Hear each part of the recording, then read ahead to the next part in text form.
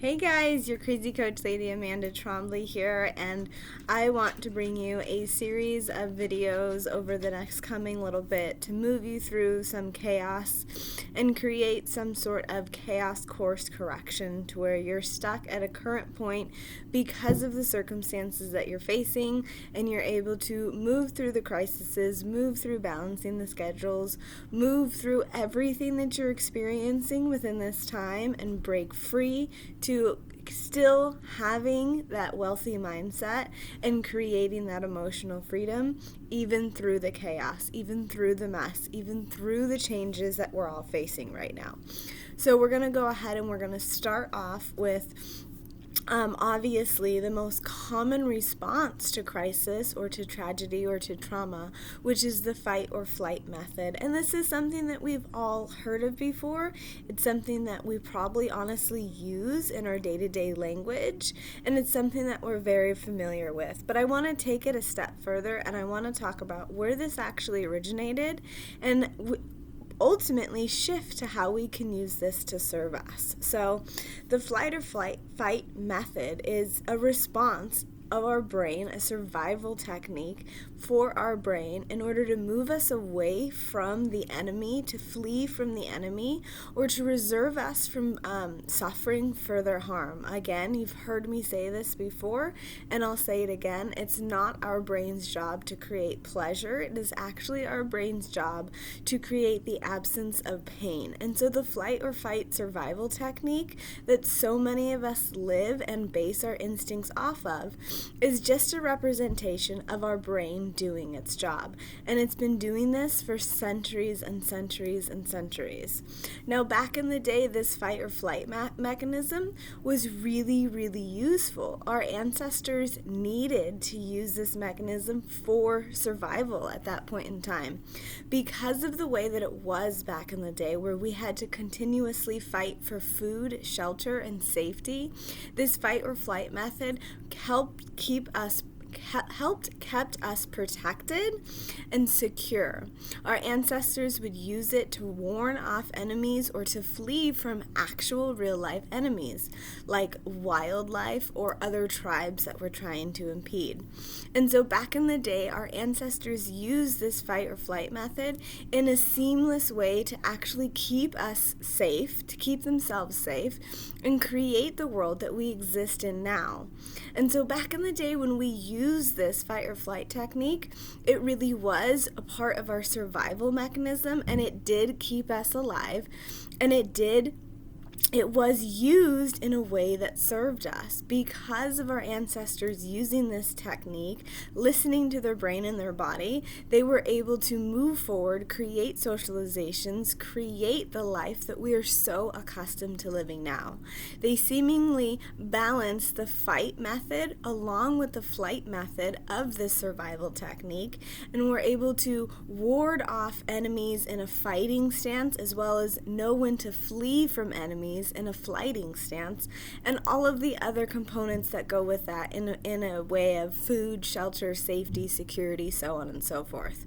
But today we've evolved quite a bit, and we don't exactly live in a world where safety, security, food, shelter is this impending, all-consuming thought. The majority of us have things fairly easy today, even if we have our day-to-day struggles. Yet we still are using the fight or flight method as a survival technique.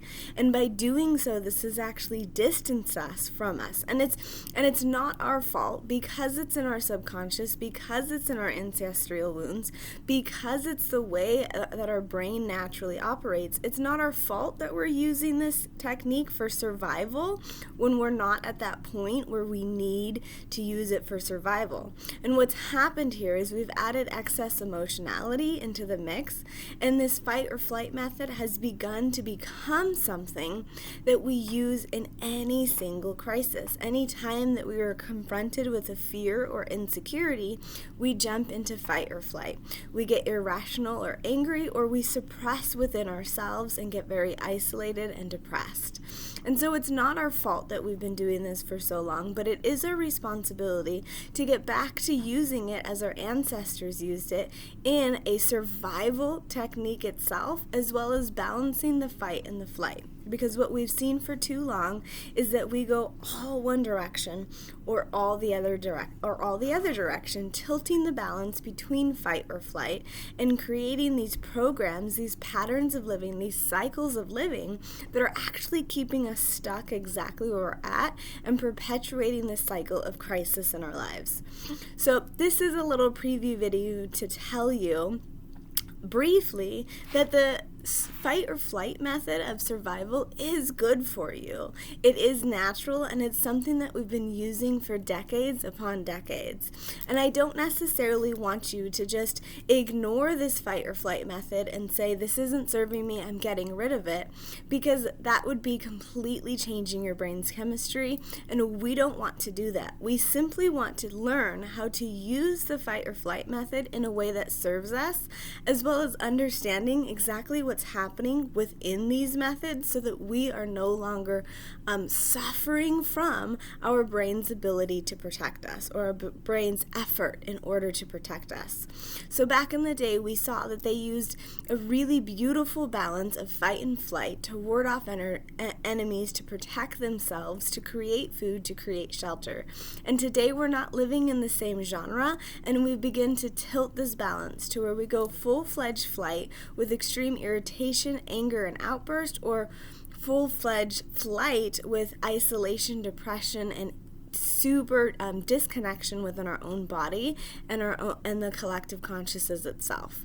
And so over the next few videos, we're going to be going into talking about exactly what to do to bring balance back to this whole picture and step into understanding and using the fight or flight method that is so natural to us in a way that can actually benefit us. I'm someone who have used the fight method for many years and used the flight method for many years, and I'm also someone that's found that symbiotic balance between the two, which allow you to make rational, proper decisions in the moment of crisis while still securing your safety and comfort within yourself. And so this video is just that preview, just that little note to tell you that yes, this is natural and the way that you're feeling is totally normal, but there is something that we can do about it. And over the next two videos, I'm going to go into length over our fight mechanism, exactly what happens within our mind and within our bodies when we're experiencing this survival technique, how to pull out of it so we're not actually living in it, but we're simply experiencing it, and what to do to balance it with the flight so we are feeling confident and secure and making those rational decisions during a mode of crisis. And our third video that I'm going to be doing for you guys today is exactly the opposite. It's going to be dealing about the flight method, exactly what we're experiencing physically and emotionally during this time, how it can actually, when used by itself, decrease our potential to make rational decisions and decrease our ability to survive itself, and exactly what we need to do to pull away from that so we can balance back out with the fight method and begin to live stable and unleashed lives. So that's it for this little preview. We will see you back next in a couple days for our next video, totally on fight.